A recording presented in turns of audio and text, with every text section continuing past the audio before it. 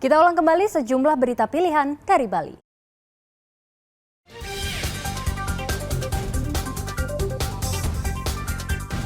Tabung kompor untuk ngaben massal di Gianyar meledak, 9 warga terluka.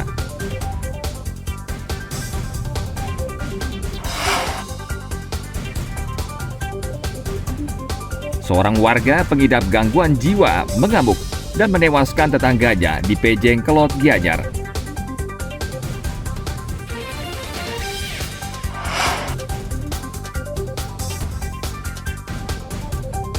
Pangkalan TNI Angkatan Laut Denpasar dan 77 penyelam lakukan pengibaran bendera di bawah laut Tulamben, Karangasem.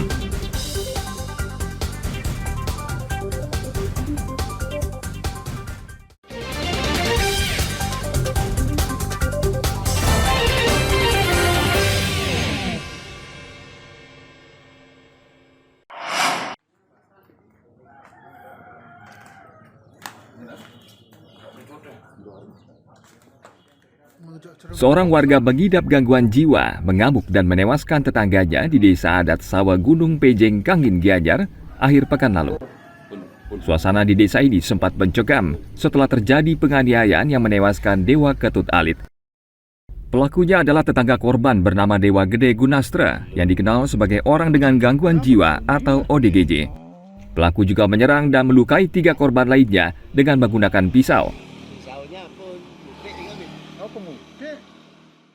Tidak tahu niko, cuma sampun wenten satu keluarga niko minta tolong kepada warga. Nih mereka sampun wenten pas macok niko kejadian. Setelah niko wenten langsung dari keluarga niko mereka nyingaan langsung niko pun lawan mas untung dan keni niko langsung lain langsung benar niko iki ke jalan termasuk tiang pun benar niko ke jalan. Setelah jalan belok niko langsung rumah Dewa Ketut Alit niki lah di sini. Dewa Ketut Alit sedang ngapain nih kak? Sedang di rumahnya nih kak. Diam gitu nggih. Nggih. Ini apa mendadak jadi mau niki Pak. Membicarakan apa Pak? Ini kejadian niki punapi jalan selanjutnya mungkin wonten pecaruan atau gimana gitu. Oleh bos kan dibicarakan itu. Oleh bos salah jadi lunasan salah ke dia. Ini kan sudah sering kali ke rumah sakit jiwa Bangli Pak? Oke, sudah. Tapi ngamuknya baru sekali ini Ki? Parahnya baru sekali ini. Korban tewas disemayamkan di Rumah Sakit Arisanti. 3 korban luka dirawat di RSUD Sanjiwani serta Rumah Sakit Arisanti. Sedangkan pelaku telah ditangkap petugas dan dikirim ke Rumah Sakit Jiwa Bangli.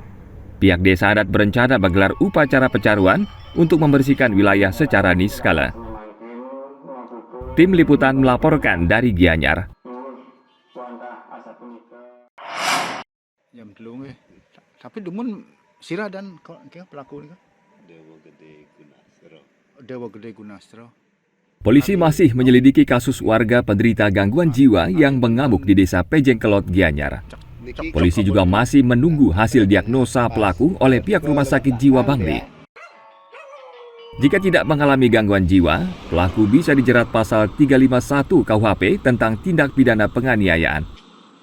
Kami di unit Reskrim Polsek Tampak Siring sudah melakukan langkah-langkah yang sudah kita laksanakan seperti olah TKP di tempat kejadian perkara sudah kita lakukan, kemudian membuat permohonan visum ke Rumah Sakit Arisanti terhadap korban yang luka-luka, selanjutnya membuat visum permohonan pemeriksaan jenazah ke Rumah Sakit Sanjiwani juga sudah kita lakukan, kemudian koordinasi ke Rumah Sakit Jiwa terhadap pelaku karena kemarin sudah dibawa dan akan menunggu hasil pemeriksaan diagnosa dari rumah sakit di sana. Kemudian secara teknis juga kita tetap melakukan langkah-langkah seperti pemeriksaan saksi-saksi dan koordinasi ke pihak terkait mengenai langkah-langkah selanjutnya. Sangkaan awal kita tetap terapkan pasal 351 KUHP, tetapi dengan acuan dari pasal 44 KUHP yang dilakukan oleh orang yang mengalami gangguan jiwa juga akan kita lakukan penyelidikan untuk selanjutnya. Dalam penyelidikan itu ya masalah itu kan masih ditangani oleh dokter di rumah sakit jiwa itu. Tapi kan sudah terbukti mereka punya Iya. kartu kuning. Iya, dia terbukti punya kartu kuning dan udah lama itu Pak Dewo itu sakit jiwa itu udah lama dan dia selalu mengkonsumsi obat. Dan sudah berulang kali ke rumah sakit jiwa Ya, Bali. sudah berulang kali, mungkin mencari obat, saya juga nggak tahu ya. Tapi ya itulah dari keluarganya ya memberikan laporan seperti itu.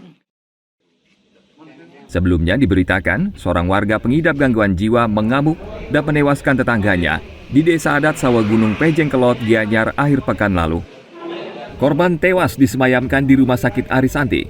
Sementara 3 korban luka dirawat di RSUD Sanjiwani serta Rumah Sakit Arisanti. Sedangkan pelaku telah ditangkap petugas dan dikirim ke Rumah Sakit Jiwa Bangli. Tim Liputan melaporkan dari Gianyar.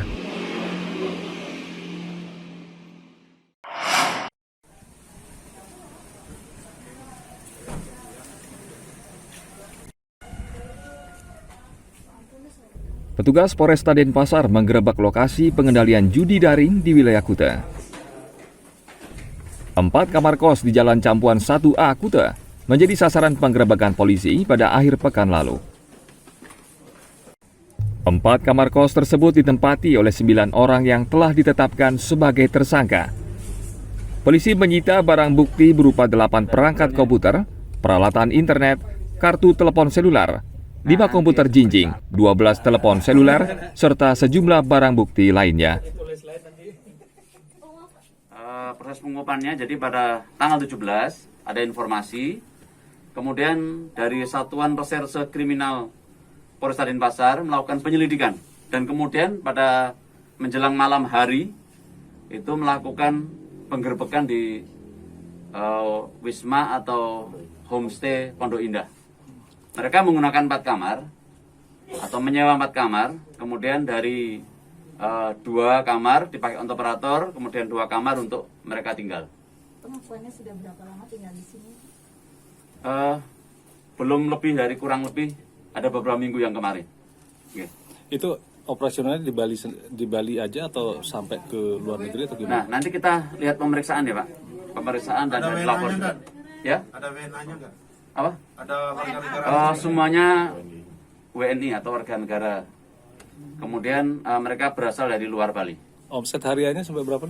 Nanti ya, habis pemeriksaan semuanya lengkap ya. Kita masih mencocokkan ya. Pengungkapan kasus ini merupakan bagian dari perintah Kapolri untuk memberantas berbagai jenis praktik perjudian termasuk judi daring. Tim Liputan melaporkan dari Badung. Isinya dong Pak.